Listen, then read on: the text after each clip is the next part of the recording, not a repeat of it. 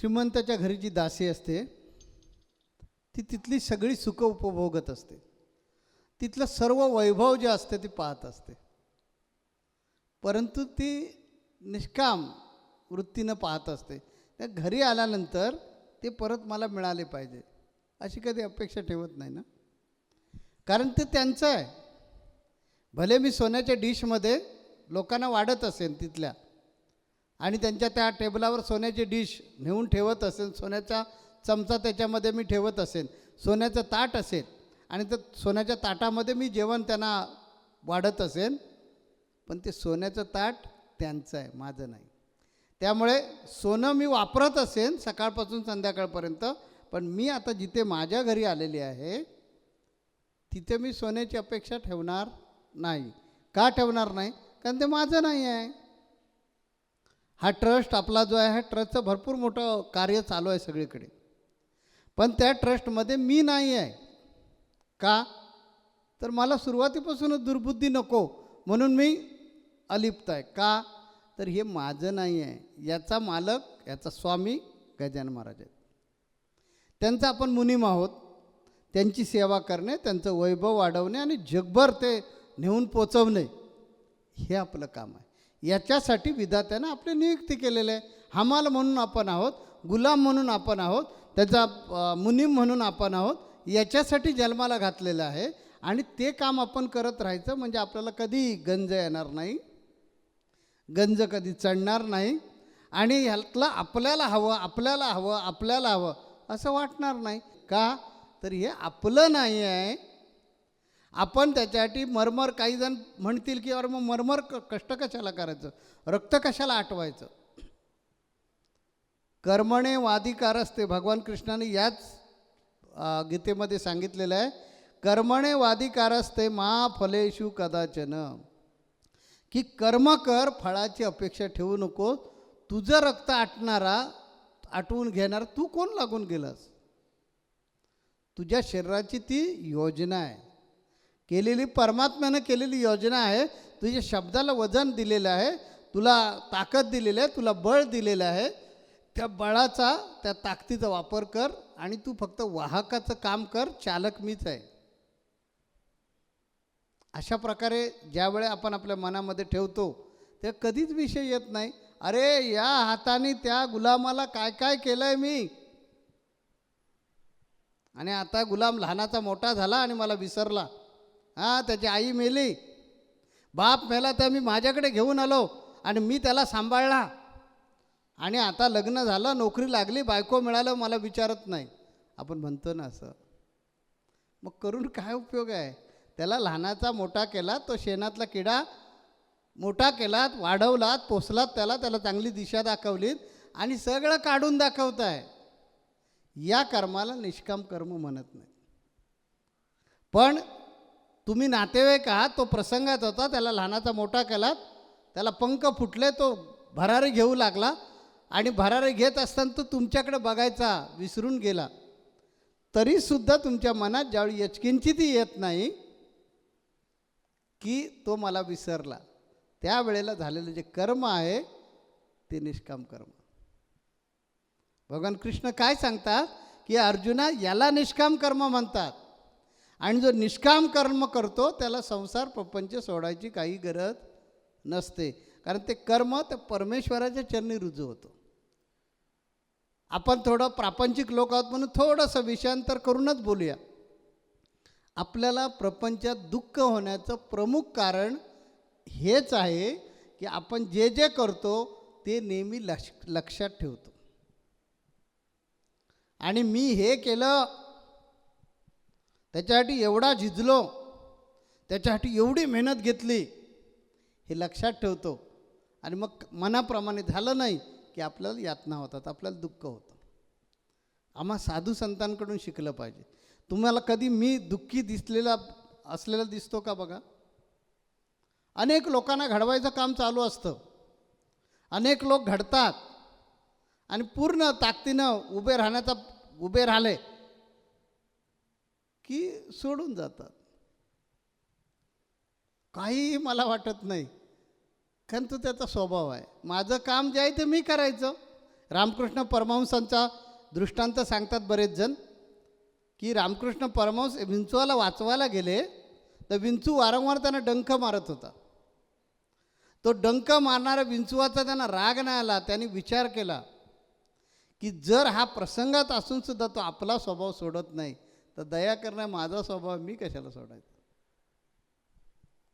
तसं संत जगतात. संतांमध्ये ना आपल्यामध्ये हा फरक असतो की केलेलं जे कार्य असतं त्याची अपेक्षा कधीही धरायची नसते.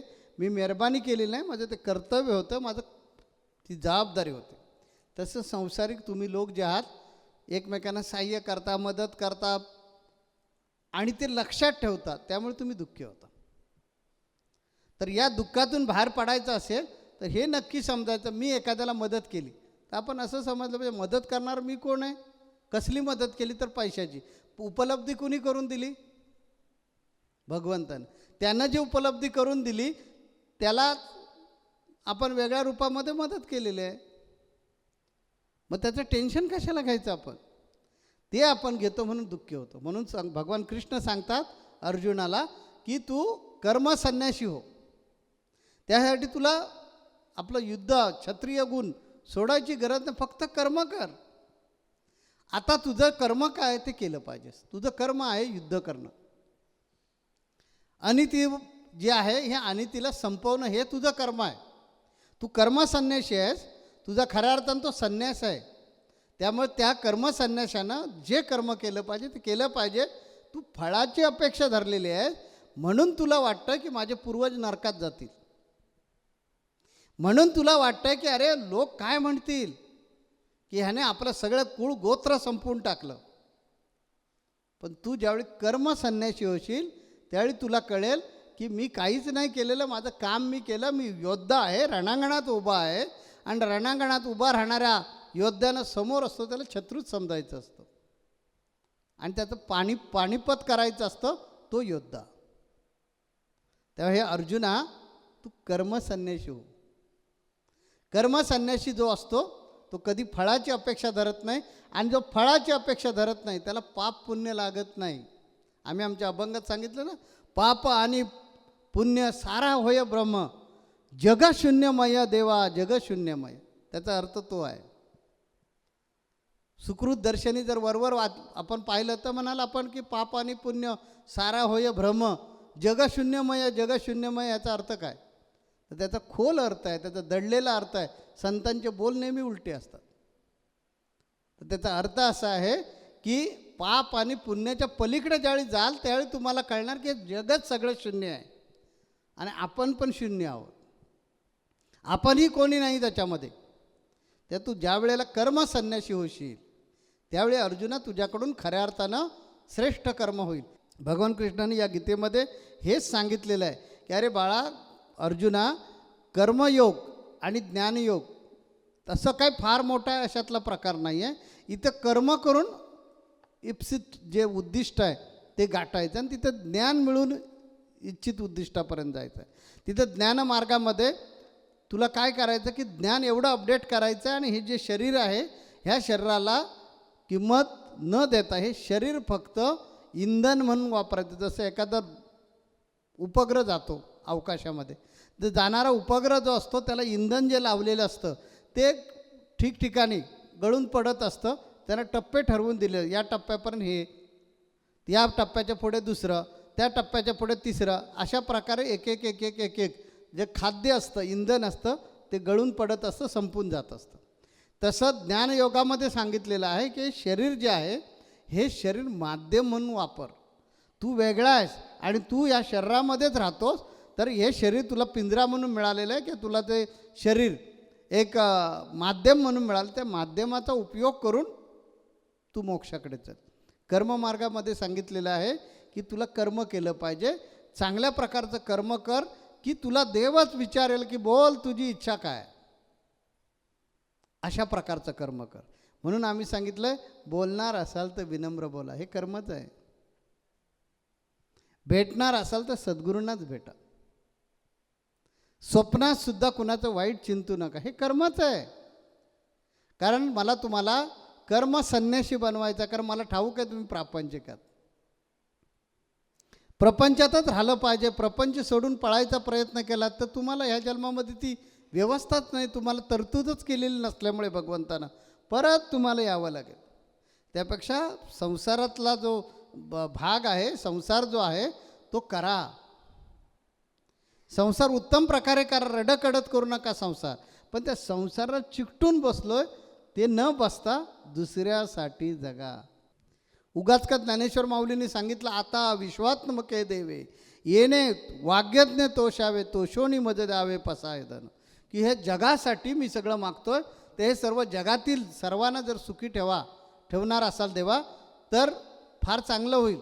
त्या पसायदानाचा अर्थ काय? जगाला सुखी करा, हा त्या पसायदानाचा अर्थ आहे. मग माऊलीने स्वतःसाठी मागितलं नसतं का? निवृत्तीदादांसाठी मागितलं नसतं का? मुक्ताईसाठी मागितलं नसतं का? जगासाठी का मागितलं? कारण जगामध्येच तुम्ही आहात हे लक्षात घ्या. तेव्हा तुम्ही कर्मसन्यासी माणसाने, तुम्ही सर्व कर्मसन्यासी आहात. फक्त कर्म करत असताना फळाची अपेक्षा ठेवू नका. गुरुनी दिलेलं जे काम आहे ते सतत करत राहा. गुरुनी ज्या वेगळ्या प्रकारच्या सेवा, धर्मक्षेत्राची सेवा दिली असेल, धान्य माधुकरीची तुम्हाला सेवा दिलेली असेल, संप्रदाय वाढवण्याची सेवा दिली असेल, संतसंग वाढवण्याची जबाबदारी दिली असेल, प्रवचन सोहळे, पादुका दर्शन सोहळे तुम्हाला करायची सेवा दिलेली असेल, किंवा साधक बनवण्याची सेवा दिली असेल, जनगणना करण्याची तुम्हाला सेवा दिली असेल संप्रदायाची, किंवा तुम्हाला ब्लड युनिटची सेवा दिलेली असेल, किंवा दुर्बल घटकांचं पुनर्वसन होण्यासाठी मदत करा म्हणून सांगितलेली असेल, ह्या सगळ्या ज्या सेवा आहेत ह्या निष्काम वृत्तीनं करा. मी करतो असं म्हणू नका. निष्काम वृत्तीनं सेवा करा आणि अनुभूती घ्या. त्याचं फळ, त्याचं पुण्याचं फळ, त्याचं पुण्याचा अंश तयार होणार आणि ते तुमच्या खात्यामध्ये जमा होणार. तर निष्काम कर्म